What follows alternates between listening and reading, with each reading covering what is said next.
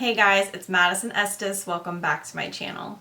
Today I'm going to be talking about the new release, Companion. This is probably going to be the trickiest horror review that I've ever done, and I'm going to be doing something a little bit different than what I usually do because there is a twist very early on in the film that if I were to talk about even the main plot, it would give that twist away, and also a subsequent twist. And although unfortunately the movie trailer has given this twist away, and even some articles I've read online, which really made me frustrated. As someone that reviews horror films quite often, there's definitely ways that you can talk about a film without having to give away key plot points that are plot twists, which is what I'm going to try to do in this video. So the main character, Iris, and her boyfriend, Josh, go to his friend's cabin in the woods for a weekend getaway. It's clear from the beginning that Iris is desperate to be liked and willing to do anything to get Josh and his friends to approve of her. It starts off a little bit slow with a dinner party where one of Josh's friends talks about how he met his boyfriend,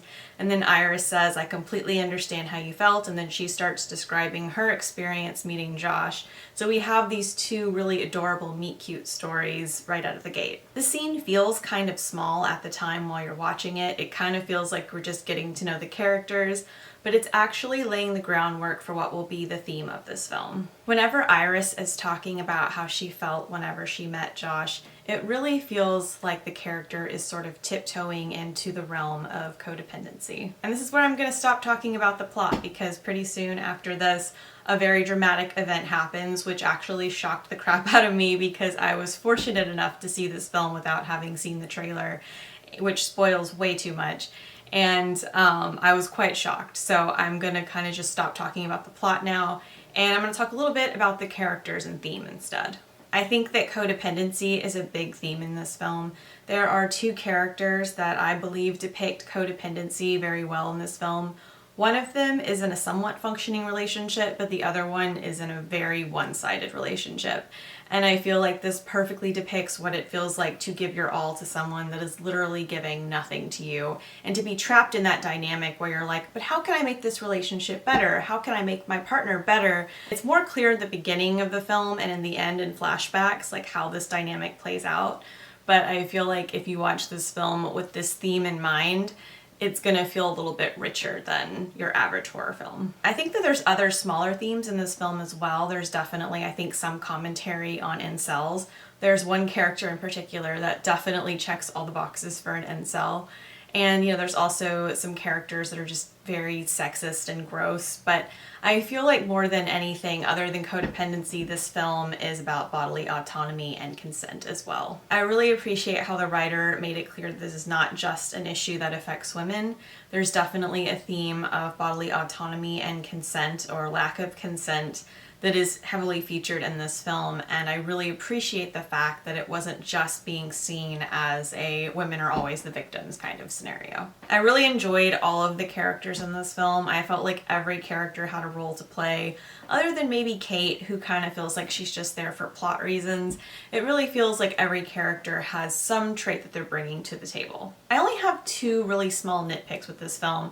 The first one is that there is a character who is described as having Ivy League intelligence, but this character did not make Ivy League decisions, in my opinion. They did not display that level of intelligence. Now, they don't make any of the dumb decisions that a lot of characters make in horror films. In fact, I don't think that there's that many characters that do that in this film, which I really appreciate. And I guess I just thought that when this detail was dropped, that, oh, this character, you know, is an Ivy League genius, that meant this film was going to turn into like You're Next, where they were just going to start like setting traps and, you know, just turning the tables.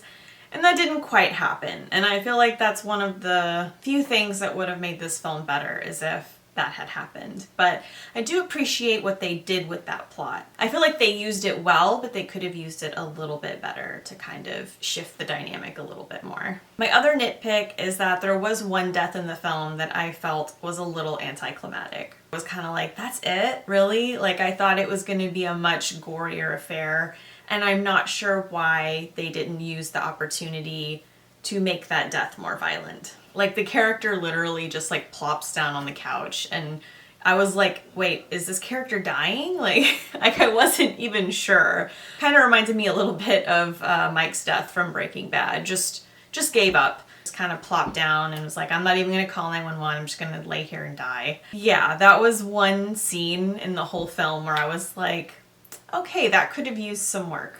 The ending was incredibly satisfying. I absolutely loved it. And there's another scene that's not like a post-credit scene, but it takes place like after the title card comes up again. It's like, oh, the movie's over. There's a little bit more after that. So I really enjoyed that as well. It's not like a sequel hook, thank God. I'm so sick of those.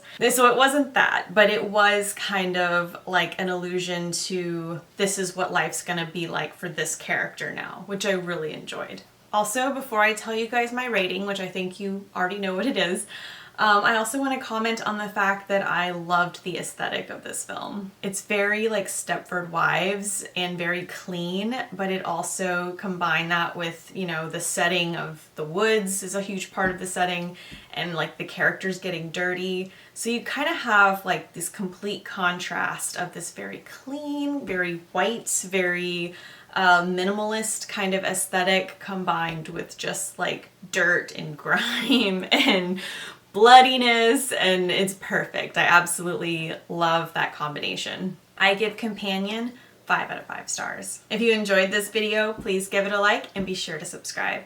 On this channel, I post reviews, writing advice, horror commentary, and vlogs. Thanks so much for watching. I'll see you later.